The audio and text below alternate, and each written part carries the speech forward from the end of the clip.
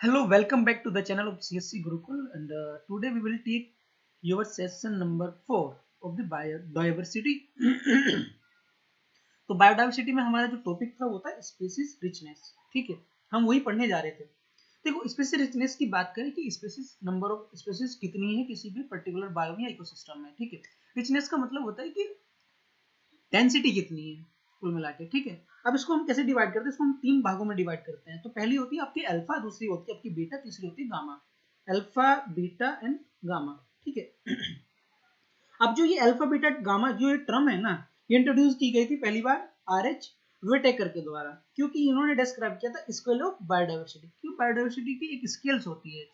ठीक है भाई, कितनी अधिकता है, स्पीसीज कितनी है, कितने एरिया में कितना रिसोर्सेज कितनी स्पीसीज को बांधे रखता है। ठीक है, क्योंकि सीधी सी बात है, अगर स्पेसिस की बात चल रही है, ठीक है, डेंसिटी की बात चल रही है या रिचनेस की बात चल रही है, तो सीधी सी बात है कि भाई जब जहाँ पे दोनों कंपटीशन, मान लिया दो स्पेसीज, अलग अलग स्पेसीज है, दोनों के बीच कंपटीशन है, इसको लेकर के, रिसोर्सेज को लेकर के, यानी फूड हो, चाहे वो हैबिटेट हो, चाहे वो आपका क्या बोलते हैं उनका ब्रीडिंग एरिया हो। ठीक है, उन सब को लेकर के, तो डेंसिटी ही उसकी रिचनेस है। अब ये स्केल इसी हिसाब से इन्होंने अल्फा बीटा गामा के रूप में इन्होंने इसको डिवाइड किया। ठीक है, तो पहले बात कर लेते हैं अल्फा अल्फा डाइवर्सिटी होती क्या है। देखो, अल्फा का मतलब होता है स्पीशीज की रिचनेस किसी भी एक पर्टिकुलर एरिया या इकोसिस्टम में। ठीक है, अब ये कौन सी होती है? ये होती है लोकल डाइवर्सिटी। किस पर फोकस करती है? सिंगल हैबिटेट पर। जैसे एग्जांपल ले लेते हैं, one specific pond, one patch of forest. ठीक है, मेजरमेंट कैसे? यूजुअली इसमें एक्सप्रेस किया जाता है नंबर ऑफ स्पेसीज। भाई मान लिया, हम एग्जांपल ले लेते हैं, छोटा सा एरिया लेते हैं, मान लिया हम एक जो हमारा गिर नेशनल पार्क है उसको ले लेते हैं। उसमें मान लिया हमने कहा कि 553 टाइगर इस समय काउंट किए गए हैं इस साल। ठीक है, अब जो रिचनेस है ना स्पीसीज की, पर्टिकुलर स्पीसीज की एक रिचनेस है, वो कितनी? 553। ठीक है, तो इस तरह से इसको हम देखते हैं। एग्जांपल यहाँ पे दिया भी है, जैसे 15, यहाँ क्या, if you count 15 different type of birds in A small city park, तो वहाँ पे जो रिचनेस होगी वो 15 होगी। ठीक है, समझ में आया? उसके बाद आती है आपकी बीटा डाइवर्सिटी। बीटा डाइवर्सिटी है कुछ नहीं, ये करती है जो स्पीसीज की कंपोजिशन है दो डिफरेंट डिफरेंट इकोसिस्टम में, ये उसको उसमें जितना भी चेंज आया है, मान लिया पहले ये एक ये हो गया आपका एक बायोडाइवर्स इकोसिस्टम, ये हो गया दूसरा इकोसिस्टम। मान लिया इसमें स्पेसीज की जो काउंटिंग है वो 4 है, इसमें स्पेसीज की काउंटिंग वो 5 है। अब दोनों के बीच डिफरेंस कितना है? 1 का। ठीक है, तो ये उसको काउंट करता है बीटा डाइवर्सिटी। ठीक है, सीधी सी बात है, इसका मतलब है डिफरेंशिएशन कितना है या टर्नओवर ऑफ स्पेसीज कितना है, मूव कर रही है एक हैबिटेट से दूसरे हैबिटेट में। ठीक है, तो अभी बताया कंपैरिजन को ये फोकस करती है। सिग्निफिकेंट क्या होती है? देखो, हाई बीटा डाइवर्सिटी का मतलब होता है कि जो दो नेबर इकोसिस्टम है वे अपने आप से कितने डिफरेंट स्पीसीज को रखते हैं। अगर लो बेटा डाइवर्सिटी है, उसका मतलब होगा कि जो शेयर्स है ना सम स्पीसीज का, वो बहुत कम है। ठीक है भाई, शेयर कोई तो बताएगी ना भाई, पांच दूसरे वाले में 5 है, पहले वाले में 4 है। ठीक है, एग्जाम्पल भी दे रखा है कि अगर एक फॉरेस्ट में बहुत सारी स्पीसीज है, अब वो फाउंड नहीं पड़ जाती दोनों के एडजेंट ग्रासलैंड में, तो बेटा डाइवर्सिटी दोनों के बीच में हाई होगी। ठीक है, क्वेश्चन बनने के चांसेस यहीं से होते हैं। ठीक है, सिंपल स्टेटमेंट दे दिया, ठीक है, उसको पूछ लेगा करेक्ट है कि इनकरेक्ट है। बात करते हैं गामा डाइवर्सिटी यानी तीसरे पार्ट की। ठीक है, गामा डाइवर्सिटी करती है टोटल जो स्पेसिस रिचनेस होती है किसी एक लार्ज रीजन में। लार्ज रीजन यानी जो लैंडस्केप है।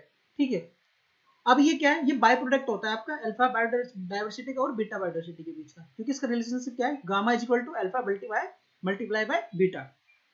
ठीक है, अभी फोकस करता है पूरे के पूरे एंटायर जो जोग्राफिकल जो स्किल्स है उसको। जैसे एग्जांपल में दिया इसने कि भाई अगर पूरी माउंटेन रेंज को देखे, पूरे के पूरी भारतीय कंट्री की, चाहे, ठीक है, उसमें जो भी रिचनेस होगी वो उसकी गामा होगी। ठीक है, जैसे दूसरा दिया है कि एक लार्ज बायोम है, जैसे वेस्टर्न घाट में पाए जाने वाली जितनी भी स्पेसीज होगी, ठीक है, वो सब के सब इसमें काउंट होगी, आपकी गामा डाइवर्सिटी में होगी। ठीक है, ठीक। तो आई होप आपको ये चीजें समझ में आई होगी। उसके बाद देखो, देखो ये पेपर हमने, ये जो डॉक्यूमेंट पेपर है, हमने बहुत कंसाइज मैनर में बना रखा है। पहले हमने इसको डिफाइन कर दिया, बाद में हमको शॉर्ट नोट्स भी दे रखे हैं। जैसे यहाँ पे देखो, कंपैरिजन टेबल। कोई अगर जिसने पहले से टॉपिक को पढ़ रखा होगा, कोई अगर इस कंपैरिजन टेबल को भी पढ़ ले, तो वो समझ जाएगा कि अल्फा बीटा गामा डाइवर्सिटी होती क्या है। देखो जैसे यहाँ पे लिखा है, टाइप, स्केल, की क्वेश्चन का मतलब इनमें क्या देखा जाता है? अल्फा, अल्फा का मतलब स्केल देखेंगे तो लोकल बायोडाइवर्सिटी है। ठीक है, की क्वेश्चन का मतलब कि कैसे इसको मापा जाता है, जैसे how many species are in this spot, किसी एक पर्टिकुलर स्पॉट पे कितनी स्पीसीज निवास करती है। दूसरी बात करते हैं बेटा की। बेटा का मतलब दो हैबिटेट के बीच, ये कह रहा लिखा है यहाँ पे between habitats. How different are these two spot, दो स्पॉट पहले के सिस्टम में दूसरे सिस्टम में चेक किया, इसमें ज्यादा बायोडाइवर्सिटी स्पेसिफिक रिचनेस है या इसमें ज्यादा स्पेसिफिक रिचनेस है। ठीक है, बात करते हैं गामा की। गामा होती है रीजनल। ठीक है, तो सीधी सी बात है पूरे पूरे एंटायर जो रीजन है उसमें देखा जाएगा। ठीक है, अब अगला जो हमारा टॉपिक क्या सी का सब टॉपिक है वो होता है एंडेमिज्म। ठीक है, एंडेमिज्म से क्वेश्चन आने के चांसेस है इस बार। ठीक है, in biology and ecology, endemism is state of species being unique to the a defined geographical location। क्या कहा, एंडेमिज्म एक स्टेट है स्पीसीज की, उनकी यूनिकनेस को लेकर के। ठीक है, एक जियोग्राफिकल जो लोकेशन है स्पेसिफिक जियोग्राफी, उसकी जो यूनिकनेस है उसको लेकर के। जैसे a species is endemic to a place if it found there naturally और nowhere else in the world, या तो वो केवल वहीं पाई जाएगी या फिर कहीं नहीं पाई जाएगी, ये होता है एंडेमिज्म। ठीक है, अब एंडेमिज्म के टाइप देख लीजिए। ठीक है, एंडेमिज्म के टाइप, पहला न्यू एंडेमिज्म, दूसरा पैलियो। ठीक है, पैलियो एंडेमिज्म, तीसरा होता है सीजो। ठीक है, तो अगर न्यू की बात करें, इसमें क्या कर रहा है, species that have recently evolved often through polyploid या फिर आइसोलेशन के आधार पे इसको हमने, ठीक है, अभी इवॉल्व किया है। ठीक है, have not the time to spread other area, उसके पास उतना टाइम ही नहीं है, वो अपने आप को कहीं और फैला दे, तो ये होता है आपके न्यू एंडेमिज्म। दूसरा paleo, also known as relic species. क्या होते हैं, रैलिक स्पीसीज होते हैं। They are these were once widespread but their range has shrunk due to climate change और ठीक है competition leaving them trapped in a small refuge। ठीक है, तो कंपैरिजन जो दोनों के बीच कंपोजिशन होता है, कंपटीशन होता है, उसके बारे में भी बेचारे घट जाते हैं, श्रिंक की जाते हैं। ठीक है, तो ये भी एंडेमिज्म है। ठीक है, मान लिया जैसे एग्जांपल लेते हैं इसका छोटा सा, मान लिया एक पर्टिकुलर चिड़िया है, बर्ड है। ठीक है, वो एक पर्टिकुलर स्पॉट पे है, लेकिन जो और बर्ड्स आ गए उसको, पहली बात तो बेचारी वो उसी जगह पाई जाती है, दूसरी बात जो और आए उन्होंने आकर के उसके साथ बीच इतना कंपटीशन कर लिया, उसके फूड को इतना ज्यादा खाने लगे कि उसको अब खुद के लिए फूड नहीं मिल रहा। अब जो उसकी जो नंबर ऑफ स्पीसीज बढ़नी थी वो बेचारी सनक होकर कम रह गई। ठीक है, तो ये होती है आपकी पैलियो एंडेमिज्म। उसके बाद आता है सीजो। सीजो में क्या आता है, देखो, species have evolved from a common ancestor but are now isolated in different geographical area. एक कॉमन एंसेस्टर से मिला, लेकिन अभी अपने आप को क्लोज कर लिया। जैसा एग्जांपल ले लेते हैं पांडा की, एग्जांपल ले लेते हैं आपके क्या बोलते हैं रेड पांडा का, पर्टिकुलर एरिया में मिलता है, लेकिन वर्ल्ड के डिफरेंट जियोग्राफिकल एरिया में भी बचा हुआ है। ठीक है, जैसे यहाँ पे लिखा भी आइसलैंड इन ए आर्किन पैलियोजी। ठीक है, अब बात करते हैं क्या क्या फैक्टर जो प्रमोट करते हैं एंडेमिज्म को। Where are some places hotter for endemic than others? Usually comes down in isolation. Isolation में पहला geographical barrier, दूसरा climate stability, तीसरा specific soil और niche requirement। तो इसको मैं ज्यादा ना बताऊं तो सीधी सी बात है, जैसे geographical barrier की बात करें, जैसे गैलापागोस की बात करें, अंडमान आइसलैंड की बात करें, high mountain peak, sky island, Western Ghat. ठीक है, उसके बाद एंडेमिज्म अगर इंडिया के रीजन में देखें तो रीजन पहला वेस्टर्न घाट। वेस्टर्न घाट में जो स्पीसीज हैं एंडेमिक जो स्पीसीज है वो lion tailed macaque, Nilgiri tahr, Malabar gliding खोर।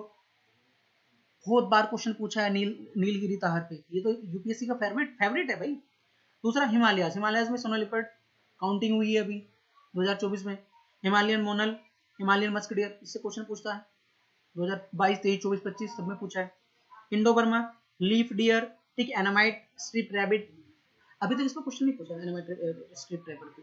उसके बाद अंडमान निकोबार, इसमें नार्कोडम, हॉर्नबिल, निकोबार मेगापोडा, डुगोंग। डुगोंग पे तो भैया डुगोंग होती रहती है। ठीक है, इंपोर्टेंस इन कंजर्वेशन। एंडेमिज्म प्राइमरी क्राइटेरिया होता है डिजाइन बायोडाइवर्सिटी हॉटस्पॉट के लिए। क्वालिफाई ए हॉटस्पॉट ए रीजन मस्ट मीट स्ट्रिक्ट। देखो, अगर कोई भी रीजन को हम बायोडाइवर्सिटी हॉटस्पॉट मानते हैं तो उसको ये दो क्राइटेरिया क्वालिफाई करने पड़ते हैं। पहला, must contain 1500 species of endemic vascular, लगभग 0.5% से कम वर्ल्ड के टोटल होना चाहिए। दूसरा, it must have lost at least 70% of original habitat. उसका जो ओरिजिनल हैबिटेट है वो लगभग 70%, कम से कम 70% लॉस्ट हो जाना चाहिए, जब जाके वो उसको हम हॉटस्पॉट में करते हैं। ठीक है, अब देखो यहाँ पे एक नोट दिया है, नोट पढ़ लीजिए जरूर। नोट को मैं यहाँ पे हाईलाइट कर देता हूँ। ठीक है, endemism is different from indigenous or native. A mango tree is native in India to India, but is not endemic because it is now found naturally in many other. Now अब देखो जैसे हमने बात करी मैंगो ट्री की अभी, ठीक है, मैंगो ट्री के बारे में बताया कि भाई नेटिव है इंडिया का, लेकिन जरूरी नहीं एंडेमिज्म नहीं है, क्योंकि कहीं और जगह पे पाने लगा है, ठीक है। जैसे यहाँ पे दिया लायन टेड macaque however endemic because entire world population is restricted to the Western Ghat, केवल वेस्टर्न घाट में पाया जाता है, उसके अलावा कहीं नहीं, ठीक है। आगे biogeographical region with specific focus of India. अब हम इंडिया के जो बायोजियोग्राफिकल रीजन है उनके बारे में बात करेंगे। जैसे पहले तो समझ लेते हैं कि बायोजियोग्राफिकल रीजन होते क्या है, ठीक है। ये होते हैं लार्ज स्पेटल एरिया जिसके तीन कैरेक्टराइज होते हैं। पहला सिमिलर क्लाइमेट होगा, सिमिलर फ्लोरा एंड फौना होंगे, सिमिलर शेयर्ड इवोल्यूशनरी हिस्ट्री होगी, ठीक है। जैसे इसमें क्या क्या रिफ्लेक्ट करता है, geographic climate evolution, shape biodiversity distribution, ठीक है।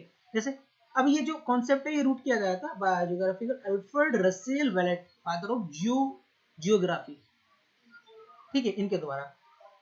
अब अगर हम वर्ल्ड की बात करें तो वर्ल्ड में टोटल 8 मेजर बायोजियोग्राफिकल रिल्म है।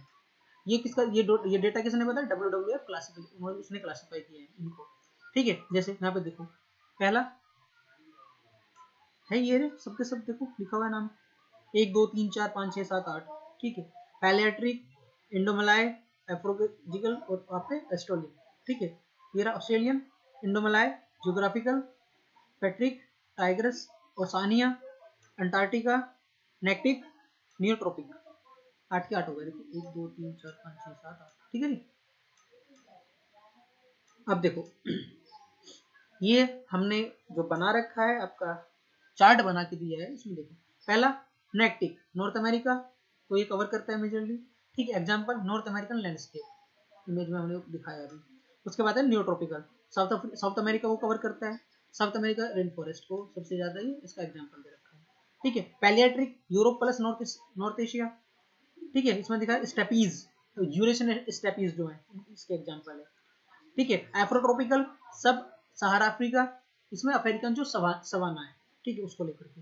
इंडोमलाय south and south east Asia, Indo subcontinent पूरा का पूरा इंडियन सब कॉन्टिनेंट आ गया। ऑस्ट्रेलियन कई बार पूछ लेगा कि हमारे कहाँ इंडोमलाय में आता है, ठीक है। ऑस्ट्रेलियन सॉरी ऑस्ट्रेलिशियन, ऑस्ट्रेलिया जो आउटबैक है पूरा का पूरा। Oceania Pacific Iceland, Pacific atoll, ठीक है। उसके बाद आता है अंटार्कटिका आइस शेल्फ जितनी भी है सब। अब इंडिया की जो ग्लोबल पोजीशन है वो देख लेते हैं, ठीक है। इंडिया जो लाइज करता है किसके किसके बीच करता है, इंडो मलाय रिलम के और पैलियाटिक रिलम के। जो पैलियाटिक रिलम है वो हिमालयन रीजन को इन्फ्लुएंस करता है, जो आपका इंडो मलाय वो पेनिनसुलर और नॉर्थ ईस्ट इंडिया को इन्फ्लुएंस करता है, ठीक है। अब ये जो कंपोजिशन है ये एग्जांपल एक्सप्लेन करता है इंडिया की हाई बायोडाइवर्सिटी और एंडेमिज्म को लेकर के, ठीक है। अब बायोजियोग्राफिकल रीजन इंडिया के देख लेते हैं। इंडिया का जो ये फोटो आप देख रहे होंगे, इतना प्यारी सी फोटो लगा रखी है मैंने, इसमें देखो 1 2 3 4 5 6 7 8 9 10, ठीक है। पहला टोटल हमारे यहाँ पे 10 बायोजियोग्राफिकल जोन है, ठीक है। ये wild life institute of India के द्वारा इनको क्लासिफाई किया गया है। पहला आपका ट्रांस हिमालय जोन, जो इसका कौन सा एरिया, लद्दाख एंड लाहौल स्पीति। कैसा है ये, कोल्ड डेजर्ट है, और यहाँ पे कौन पाया जाता है, स्नो लेपर्ड और याक। तो आ जाओ फर्स्ट ए लद्दाख लाहौल स्पीति, ठीक है। अब दूसरे में आ जाओ Himalayan zone, Jammu and Kashmir, Arunachal Pradesh, पूरा फैल के गया हुआ है, जम्मू एंड कश्मीर से अरुणाचल प्रदेश तक पूरा फैल के गया है, ठीक है। Alpine meadows, temperate forest, red panda, musk deer यहाँ पे पाए जाते हैं। उसके बाद आते हैं आपके डेजर्ट जोन यानी 3 भी देखो कहाँ पे 3, ठीक है। वो आगे फोटो उसका Thar desert, adapted xerophytic vegetation होगी यहाँ पे। ग्रेट इंडियन वेस्टर्न इसका सबसे अच्छा एग्जांपल है, ठीक है। हालांकि और भी है इसमें, लेकिन यहाँ पे हमने कोई बहुत चुनिंदा हमने इनको रखा है। चौथे नंबर पे आता है semi arid zone. Semi arid zone आपको वही पंजाब और गुजरात प्लेन्स का ग्रासलैंड एरिया है, ठीक है। ब्लैक बक यहाँ पे सबसे ज्यादा पाया जाता है, ब्लैक बक, ठीक है। उसके बाद है Western Ghat tropical evergreen forest, lion tailed macaque, high endemism यहाँ पे पाया जाता है। अभी हमने ऊपर बात करी एंडेमिज्म में सबसे ज्यादा जो हाईली एंडेमिज्म है वो आपके वेस्टर्न घाट्स में।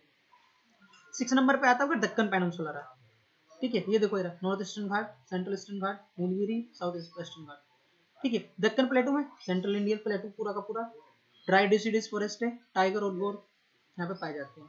7 नंबर पे आता है Gangetic plain, alluvial fertile plain, Ganga river system तो गंगा रिवर डॉल्फिन यहाँ पे सबसे ज्यादा पाई जाती है। उसके बाद आता है आपका नॉर्थ ईस्ट इंडिया, ठीक है, इंडो बर्मा इन्फ्लुएंस करता है, एवरग्रीन फॉरेस्ट है, हुलॉक गिबन सबसे ज्यादा यहाँ पे, ठीक है, आपने देखा हुलॉक गिबन एक त्योहार भी बनाए जाते हैं नॉर्थ ईस्ट में।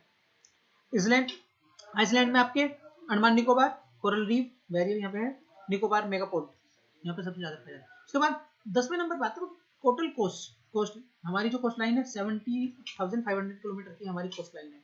पीछे क्वेश्चन पूछा भी था, थोड़ा सा मिक्स क्वेश्चन था, उसमें स्टेट दे दिया गया, स्टेट का कितना एरिया कोस्ट लाइन का है उसको ऐसा पूछा था, ठीक है। सो मैंग्रोव्स और स्ट्रीज, ओलिव रिडले टर्टल, उड़ीसा वाला, ठीक है। अब इसकी हमने क्लासिफिकेशन क्यों की, क्लासिफिकेशन क्यों की, क्या जरूरत थी इसकी, इंपॉर्टेंस क्या है, तो इंपॉर्टेंस में हेल्प करता है कंजर्विंग, जो कंजर्वेशन है उसकी प्लानिंग करने में, आइडेंटिफाई करता है एंडेमिज्म हॉटस्पॉट्स को, basic for protected area network, help करता है क्लाइमेट की वर्नलिटी को मैप करने के लिए, मैपिंग करने के लिए। ये अभी कह रहा है इंडिया में हाई डाइवर्सिटी क्यों है, उसके लिए पहली बात तो ट्रॉपिकल एल्टीट्यूड है हमारे यहाँ पे, लैटिट्यूड सॉरी, हाई हमारे यहाँ पे मानसून क्लाइमेट है, हिमालयन बैरियर हमारे पास है, लॉन्ग कोस्ट लाइन हमारी है, जियोग्राफिकल हिस्ट्री हमारी बहुत पुरानी है, इंडियन प्लेट कोलिजन की अगर हम बात करें, ठीक है। कंजर्वेशन स्ट्रेटजी हमारे यहाँ पे biosphere reserve, national park, wildlife corridor, eco sensitive zone, ठीक है। डिस्ट्रीब्यूशन ऑफ बायोडाइवर्सिटी, देखो अब बायोडाइवर्सिटी का डिस्ट्रीब्यूशन अच्छा हमने बीच में रख दिया था, ठीक है।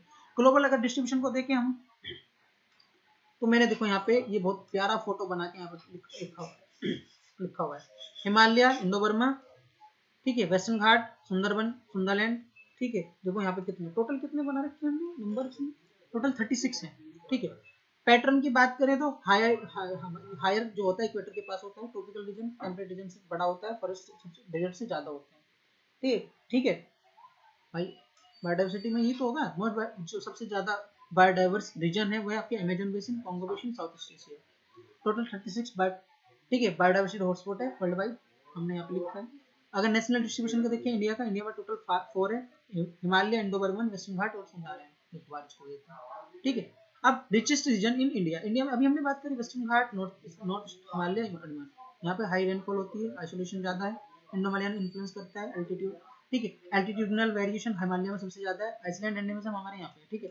इंडिया सबसे देखो, इंडिया जो है ना मेगा डाइवर्स कंट्री है, टोटल 17 मेगा डाइवर्स कंट्री में से इंडिया एक है भाई, वर्ल्ड में टोटल 17 है, ठीक है।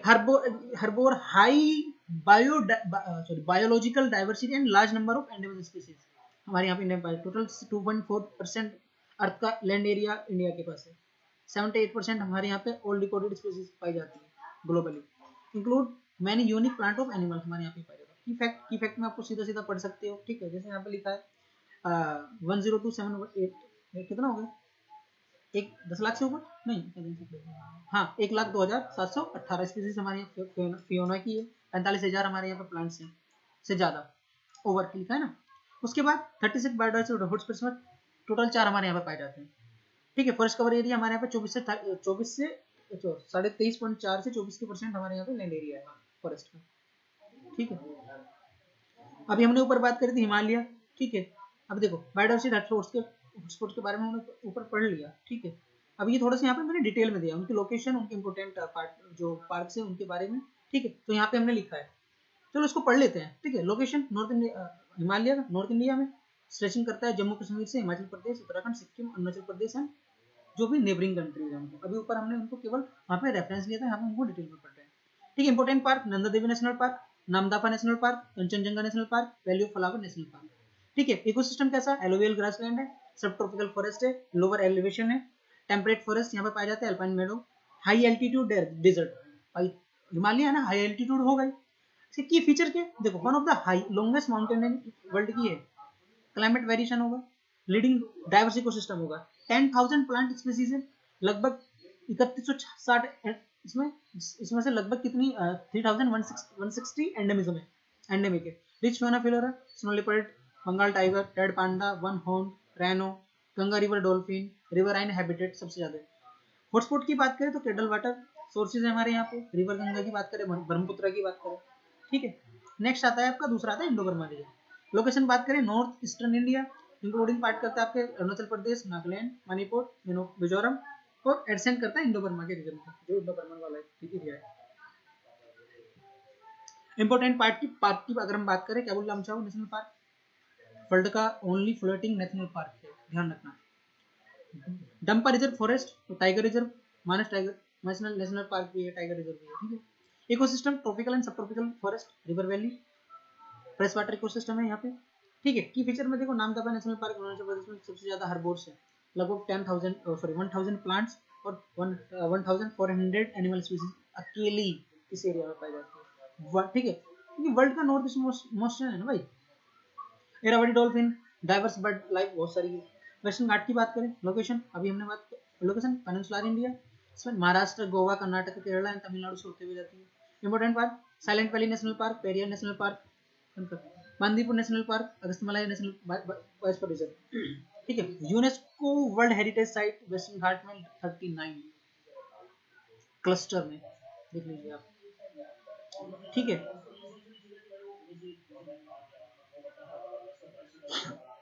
बाकी ठीक है, इंडिया की बायोडाइवर्सिटी अगर नंबर में हम देखें, यहाँ पे लिखा मैमल्स 8.6% है, बर्ड्स की बात करें 13.7%, रेप्टाइल्स की बात करें 7.9%, ठीक है। एम्फीबियंस की बात करें 6.0%, फिश 12.2%, फ्लावरिंग प्लांट 6.0%, ठीक है। ये डेटा आपके कन्वेंशन बायोलॉजिकल डाइवर्सिटी को लिखा। अब क्या क्या देखो, थ्रेट क्या क्या हो सकता है, habitat loss, climate change, human wild life conflict, ठीक है। ये कंपैरिजन टेबल मैंने यहाँ पर डाला है, ठीक है। इसमें ज्यादा कुछ नहीं, आपको केवल बस देख देख के जाना है, ठीक है। इंडो बर्मा रीजन में क्या है, हिमालय में कितना, वेस्टर्न घाट्स में कितना, सुंदरबन में कितना है, ठीक है। इसको अगर देख लेंगे भी तो, हाँ तो अब जो, ठीक है, हाँ आगे का जो हमारा ये छोटे छोटे 3 टॉपिक है, इसको देख लेते हैं। फ्लैगशिप, अम्ब्रेला और कीस्टोन स्पीसीज। फ्लैगशिप स्पीसीज को होती है जो एक रिप्रेजेंट करती है एनवायरमेंटल कोज को, जैसे मस्कोट। इसका पर्पज क्या होता है, ये पब्लिक में अवेयरनेस को बताती है, साथ में कंजर्वेशन फंडिंग को मोबिलाइज करती है। जैसे एग्जांपल की बात करें, बंगाल टाइगर, जियांट पांडा, डब्ल्यू लोगों की आपने देखा भी होगा। प्रोजेक्ट टाइगर हमारे यहाँ पे 1973 से चल रहा है। एक फ्लैगशिप टाइगर जो है, फ्लैगशिप क्या स्पीसीज की तरह काम करता है। अब बात करते हैं अम्ब्रेला स्पीसीज की। देखो अम्ब्रेला स्पीसीज ये होती है जो अपनी प्रोटेक्शन को automatically protected by many other species because of large habitat. Example elephant, conserve करता है एलिफेंट कॉरिडोर, ठीक है। साथ में टाइगर प्रोटेक्ट करता है टाइगर हैबिटेट को, उनके पूरे के पूरे इकोसिस्टम को। प्रोटेक्ट वन प्रोटेक्ट मैनी, ठीक है। किस्टोन, किस्टोन में क्या होता है, डिस्प्रोपोर्शनेट करते हैं लार्ज इकोलॉजिकल इम्पैक्ट को, रिलेटिवली उनकी पॉपुलेशन का जो साइज है उसको लेकर के। जैसे